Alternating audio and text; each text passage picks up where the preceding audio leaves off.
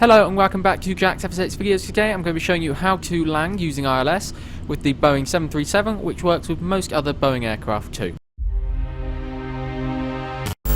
Okay, so we are currently lining up to head over to Luton Airport. So if you hit Shift 3, you'll get your GPS come up. And I've already programmed in this line. If you want to know how to use the GPS, I'll leave a link in the description to one of those tutorials that I've made.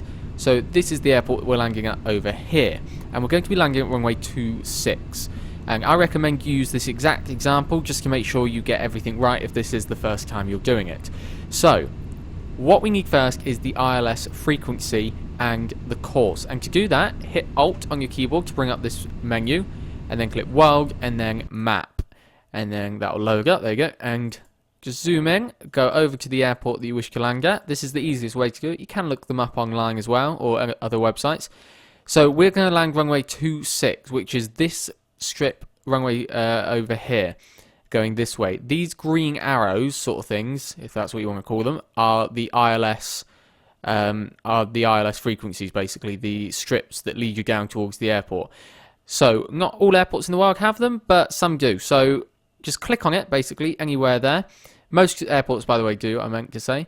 Just check it's the right runway 26 up there. Then write down your frequency, which is 109 Mach 15, and your heading, which is your course, 257. So just write those down on a bit of paper, on a notepad on your computer, or you can even print that bit of information off if you do. But they're the two bits of information that you need. So I've wrote those down there just before the episode started. So I've got those.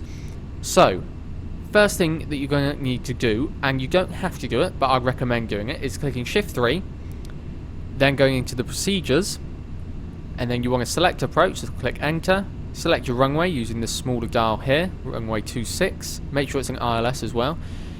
You want vectors, and then we're going to activate it straight away, so we're going to go down, oh it's a bigger dial even this time, and then Enter, and then back to procedures, activate. Okay, so now the aircraft, as you can see, is automatically turning over to the right to line up with this. Again, if you want to know how to do all that in detail and what to change in this autopilot panel to make it turn to that way, check out my GPS tutorial and my autopilot tutorial. I'll leave both of the links to that in the description. So we're now going to set up our course first, which was 257, so it's this one up here. And if you want to know how to do this in an Airbus aircraft, I have already got a video out on that. It's just that some people wanted me to do this one because it does vary slightly. So that's that set up. Now we're going to set up the frequency, the ILS frequency. So if you want to press Shift 2 for this aircraft, it does vary. And you want to go down to this Nav1 panel, and we're going to set this up. I'm just going to pause it just to save us time, because it is a tutorial. I've started quite late to the runway. But obviously, if you want realism, then you can obviously start doing all this stuff earlier on. But we're just going to set that up to 109 Mach 15. So it does take a little while. Some aircraft you have two buttons, which this one should do, but it's just slightly unrealistic, where you can change the bigger and the smaller numbers. Right, so that's 109.5, so we're just going to play it again.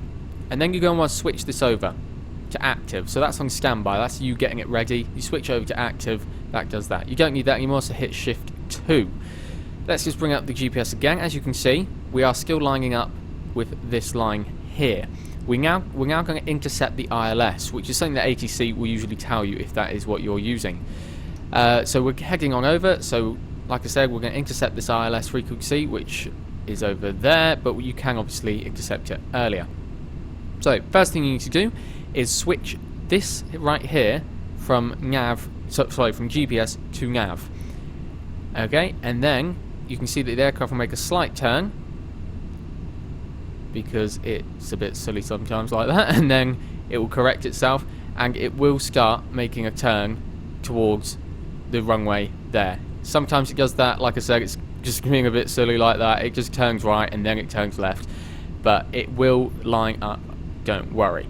So it is going to make that small turn to the left. Like I said, you can be using heading as well and then switch over to VOR, but I was already on that one, so that's why it's doing it anyway. So there you go, it's now making a turn to the left because we are now going to be lining up with it.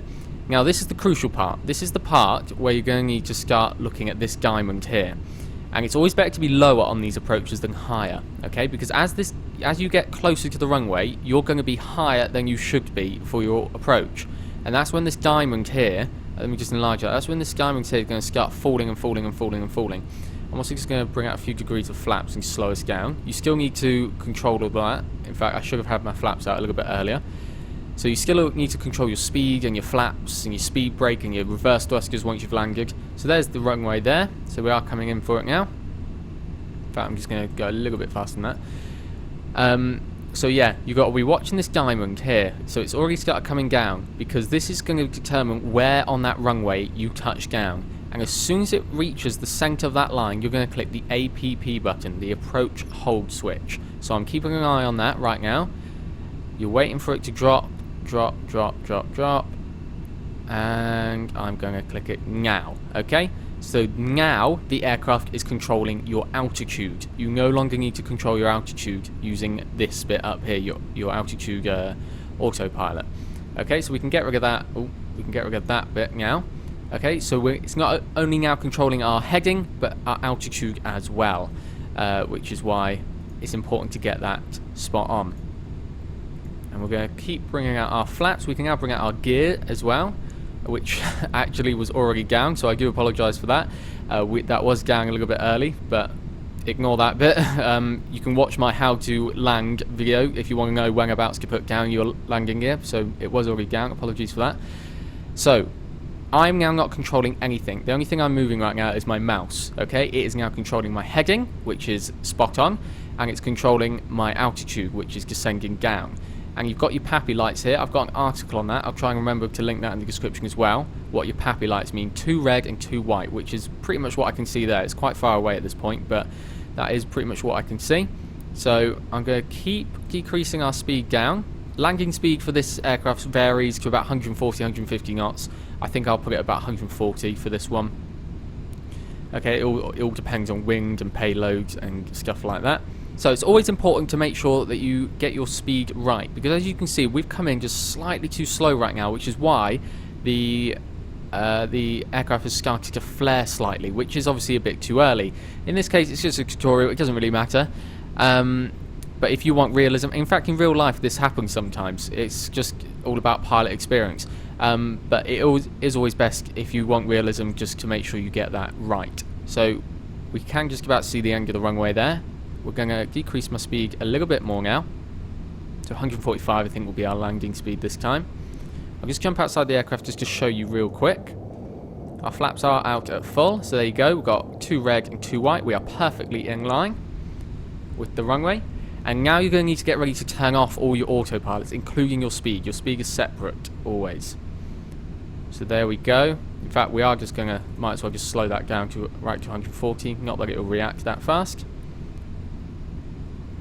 Okay, so we're coming right down now. We're going to disengage all of our autopilot. We're going to put our engines to idle, and we're just going to flare very slightly. There we go, touchdown. And the front touchdown. Activate speed brake. Activate your reverse thrusters by holding down F2. And then once the aircraft reaches 60 knots, you can begin to brake. There's actually an aircraft on the runway, funnily enough, so ignore that. But there you go. Look at that. We are spot on the center. We landed just about at the touchdown zone. That touchdown zone will depend on where you press the approach hold switch for your diamond. But yeah, if you've got any questions, or if you want to know how to do it for the for a Airbus, then make sure to go and check that out. I'll try and remember to leave that in the description as well. So, like I said, that is it. If you've got any questions whatsoever, leave them below. If you found this tutorial helpful, make sure to press the like button and subscribe for more tutorials and just general aviation and FSX videos. So that is it, guys. Thanks for watching.